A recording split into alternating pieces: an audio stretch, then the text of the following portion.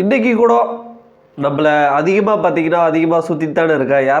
Suppose யாருன்னா திடீர்னு ஒருத்தர் பார்க்கும்போது அதிகமாக நம்மக்கிட்ட கேட்குற ஒரே விஷயம் என்னன்னு பார்த்துக்கோங்கன்னா, எதுக்கு பண்ணையை விட்டு வெளியே வந்தீங்க? வெளியெல்லாம் வரல, அது ஒரு உண்மை. அடுத்து பார்த்தீங்கன்னா, எதுக்கு மாட்டை குறைச்சிங்க? எதுக்கு அதிகமாக இப்போ வளர்த்துறீங்க? எதுக்கு இந்த ஏற்றத்தாழ்வுகளெல்லாம் பார்த்தீங்கன்னா நிறைய பேர் கேட்டுகிட்டே இருக்காங்க.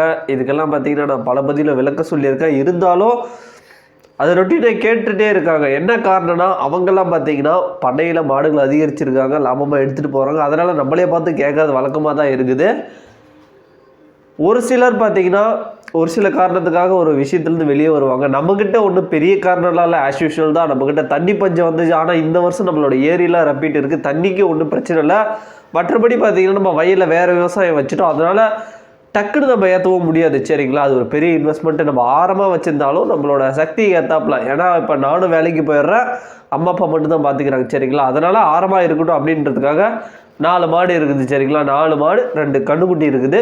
இது அப்படியே டெவலப் பண்ணிட்டு நம்ம கொஞ்சம் கொஞ்சமாக எடுத்துகிட்டு போகலாம் அப்படின்ற காரணத்துக்காக பார்த்தீங்கன்னா குறைச்சி வச்சுருக்கோம். ஏன்னா நம்மகிட்டயுமே பார்த்தீங்கன்னா தட்டு நறுக்கிற மிஷினு, பால் கறக்கிற மிஷினு, இந்த 2 மிஷினரி இருக்குது, சரிங்களா. இதெல்லாம் அடுத்து மாட்டுக்கு மாவு அரைக்கிற மிஷினு, இதெல்லாம் வச்சுட்டு நம்ம மாடெல்லாம் மொத்தமாக விற்றுட்டுலாம் போக முடியாது, சரிங்களா.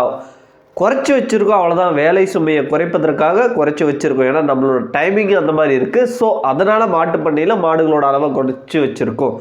அனைவருக்கும் வணக்கம். திஸ் இஸ் ப்ரொஃபஷனல் உழவன், நான் உங்கள் வேலவன். ரொம்ப நாள் கழிச்சு இந்த வார்த்தையை சொல்கிறேன் போல், சரிங்களா. ஒரு சில கேள்விகளுக்கு இந்த பதிவில் விடை சொல்கிறாது. என்னென்ன கேள்விகள்லாம், எதுக்கு பண்ணையை விட்டு வெளியே போனீங்க? சிம்பிளாக பார்த்தீங்கன்னா ஒரு நிமிஷத்துலேயே அதுக்கெலாம் ஆன்சர் சொல்லிட்டு, சரிங்களா. மோஸ்ட்லி இப்போ இருக்கிறவங்க என்கிட்ட கேட்குறதே ஒரே ஒரு பதிவு தான்.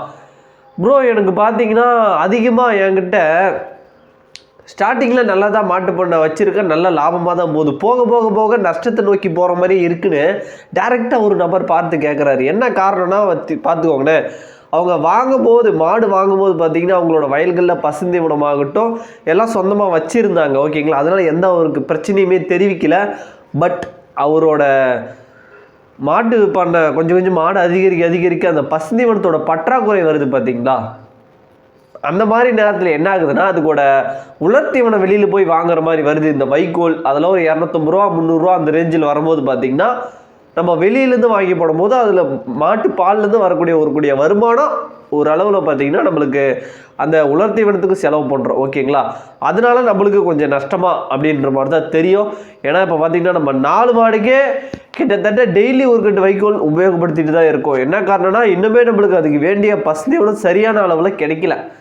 காரணம் பார்த்தீங்கன்னா இந்த பனிக்காலம், இப்போ கிளைமேட் சேஞ்சால நிறைய பிரச்சனை வரும். இப்போ நிறைய பேர் பார்த்தீங்கன்னா இந்த கோஎஃப்எஸ் 29 இந்த தீவனத்தட்டு அதை பார்த்தீங்கன்னா என்ன பண்ணுவாங்கன்னா அதிக அளவில் வளர்த்துவோம். அதேமாதிரி கோஎஃப்எஸ் 29 இது மாதிரி பசுந்தீவனத்தை வளர்த்துவோம். ஆனால் இந்த பனிக்காலங்களில் என்ன ஆகுனா, மோஸ்ட்லி இந்த தீவன புல்லுலாம் பார்த்தீங்கன்னா அவ்வளோ வேகமாக வளராது. அதேமாதிரி கோஎஃப்எஸ் 29ஓட வேகமே ரொம்ப குறைஞ்சிருக்குன்னு தான் சொல்லுவோம் நம்ம வயல்லாம். அப்படி இருக்கும்போது என்ன ஆகுனா, மாட்டுக்கு நம்ம கட்டாயமாக அன்னைக்கு வேலைக்கு பசுந்தீவனம் நம்ம கொடுத்தே ஆகணும். அப்படி கொடுக்க முடியலன்னா நம்ம உலர்த்தீவனத்தை நோக்கி போவோம். உலர்த்தீவனம் வாங்கும்போது பார்த்தீங்கன்னா கட்டாயமாக ஒரு நாளைக்கு 250 ரூபான்றது உலர்த்தீவனத்துக்காக தனியாகவே செலவாயிடுச்சு, சரிங்களா.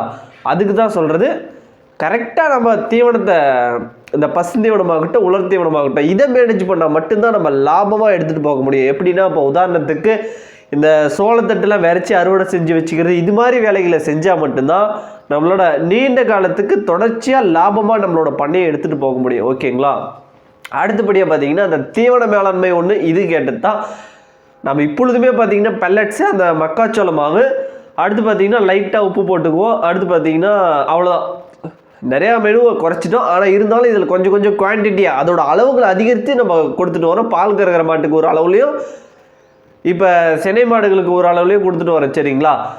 இப்படி பண்ணும்போது கரெக்டான அளவில் இருக்கும். நம்ம எல்லா மாட்டுக்கும் ஒரே ஈவனாக தர முடியாது. ஆனால் பட் இப்போ ஒரு மாடு செனையாக இருக்குது, அந்த மாட்டுக்கு தீவனம் கொடுக்கணும். இப்போ ஒரே ஈவனாக கொடுக்கல, இப்போ ரொம்ப அளவுக்கு கீழே குறைச்சிங்கன்னா அடுத்த கண்ணுக்கு பால் ஏறாது. ஓரளவு மீடியமான அளவில் அடர் தீவனத்தை மட்டும் மெயின்டைன் பண்ணிட்டு வாங்க, சரிங்களா. அடுத்தபடியாக பார்த்தீங்கன்னா தீவன மேலாண்மை, ஓகே. இது 2 கேள்விக்கு தான் என்கிட்ட நல்ல அதிகமாக கேட்டது. அடுத்து பார்த்தீங்கன்னா அந்த பாலோட விலை, இதை பார்த்தீங்கன்னா நம்மளோட ஸ்டாண்டர்டாக ஃபிக்ஸடே பண்ண முடியாது. அது எவ்வளோ பதிவில் பேசினாலும் எந்த பிரயோஜனமும் இல்லை. அது ஆஸ் யூஷுவல் தான். விலை என்பது ஏரியா மாறுபடும். நம்ம ஏரியாவில் பார்த்தீங்கன்னா ஒரு 30 ரூபா 31 ரூபா அந்த ரேஞ்சு வந்துடுது, சரிங்களா.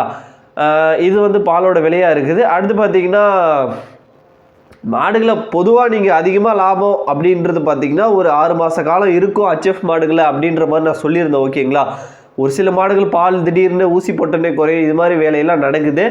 இதை மட்டும் கொஞ்சம் கண்ட்ரோலாக பார்த்துக்கிட்டோன்னா கொஞ்சம் மாடு எடுக்கும் போதே நல்லா பார்த்து பக்குவமாக எடுக்கணும். அது எப்படி எப்படி எடுக்குதுன்றது நிறைய பதிவுகள் இருக்குது, செக் பண்ணி பாருங்கள்.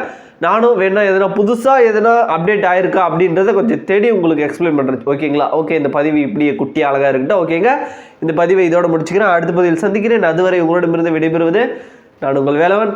நன்றி, வணக்கம்.